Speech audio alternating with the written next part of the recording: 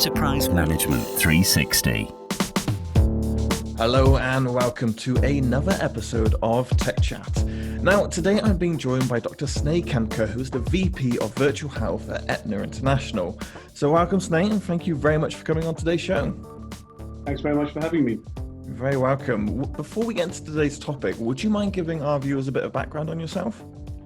Yes, so my name is Sneh Khemka. I'm a doctor by background. I trained as a cancer surgeon, specializing in ocular oncology, which is luckily a very rare condition. And for the last 7 years, I've been working for Aetna International. Aetna is a US-based health insurance and health services company. We're part of the CVS Health family of companies, and I work in the international division that looks at everything outside the United States. And so the work that I do is predominantly data analytics and digital healthcare initiatives in developing countries, helping to set up new types of health systems and NHS type organizations. Excellent. Very important work. And it's why I'm very excited to be speaking with you today, because we've got a great topic which we haven't really covered on the show before, but I think it's something that people should take a lot of interest in, because we're going to be discussing the importance of employees really understanding and being comfortable with their healthcare data. And I think those are two very important distinctions that we should make throughout this episode.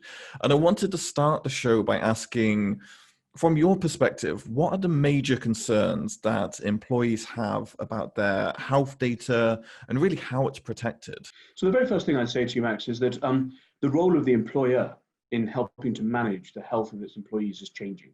So if you go to the United States, it's de facto, because you get your healthcare through your employer and your insurance comes through your employer predominantly, unless you're in one of the government programs.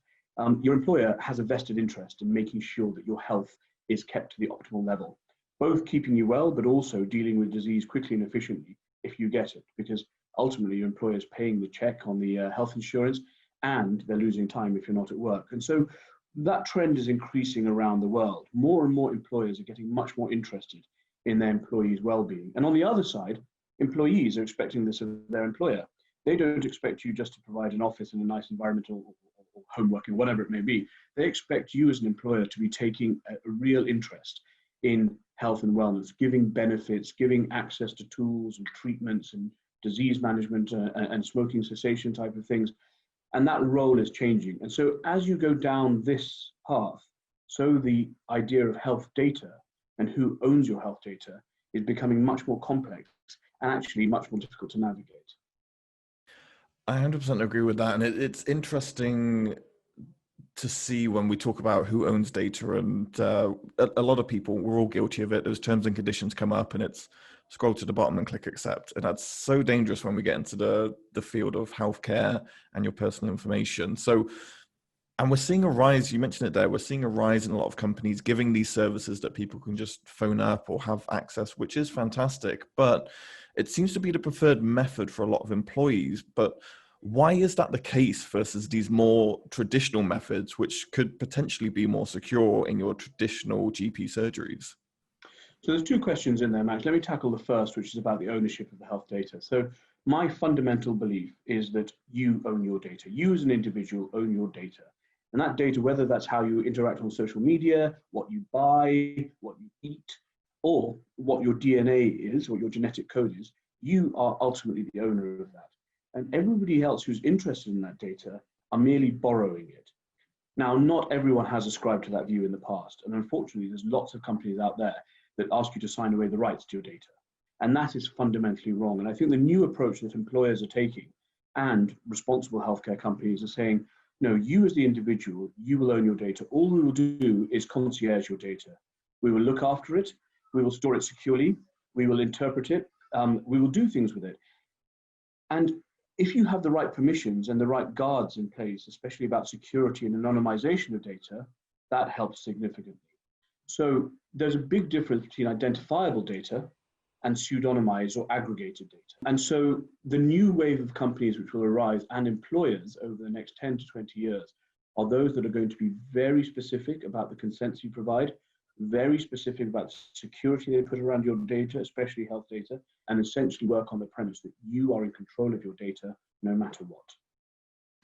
Yeah, 100% agree with that. And it is nice to have a overall feel of that safety. I wanted to kind of wrap up the conversation here by talking to you about that kind of future step. From your perspective, what does the future of these healthcare services look like when we are seeing that shift towards the on-demand approach and sharing personal data through apps and services?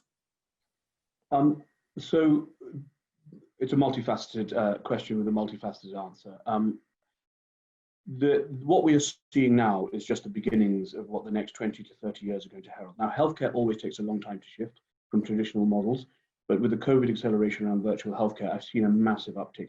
We ourselves at Aetna International have seen, in some cases, about 200% uptick in the use of these services just during COVID. And that's not because people necessarily just want to use it. They feel the need to use it where they can't physically get down to a doctor. But the way that you're going to access your healthcare in the future is going to be a lot more about primary care. So a lot of economies, outside the UK or the US, in lots of developing economies, you don't have a GP to go to. If you've got a condition, you go straight in to see a specialist in the hospital. That is very expensive. It's not the right thing to do. And so what we'll see is a shift much more back into responsible primary care, where doctors who are more generalists will be able to deal with conditions, will be able to triage it. 1. 2, you're going to see a lot more self-servicing. So health literacy has gone up a lot during COVID, but now the technology is there that you can go through online questionnaires, symptom checkers, diagnostic AI-powered tools that will give you pretty definitive answers of what might be wrong with you and where is the best place for you to go and get a human intervention if you need it. Third is people's engagement with their healthcare. We're about to dawn on the era of proper genomic data. People have been playing around with Ancestry.com and 23andMe. But just as we start coding people's genes and understanding the real genetic code that makes you up, that's soon going to become every day, and people will be talking about it and thinking about how to securely store it. 4 is that it's not just the traditional players. It's not healthcare players who are in health. It's the Googles and the Apples and the Facebooks and all of those guys who are now coming into healthcare. And when they do innovation, they tend to do it quite well. And so I see these guys really accelerating the field on this. And then 5 is about personal expectation. So Gen Z has a very different expectation of the immediacy and the availability and the quality of services to the baby boomers. And healthcare is going to have to keep up with that demand as well. And so I see these 5 factors sort of coming together in a perfect storm for change over the next 20 to 30 years. I think it's undeniable at this point that we've already made those first steps towards that, and it's only going to turn into a sprint at the end of the day. And it's exciting to see where it does evolve and where we kind of see this coming from. So, Sneh, I believe I could talk to you about this all day. There's so many areas and facets that we could go into, but I can only thank you for your time today, walking us through all of this. It's been a pleasure speaking to you. Thanks for your time, Max. Thanks, Sneh. And thank you everyone who took the time to watch this episode. We hope you took a lot away from it. We'll be back next week with another episode in our Tech Chat series.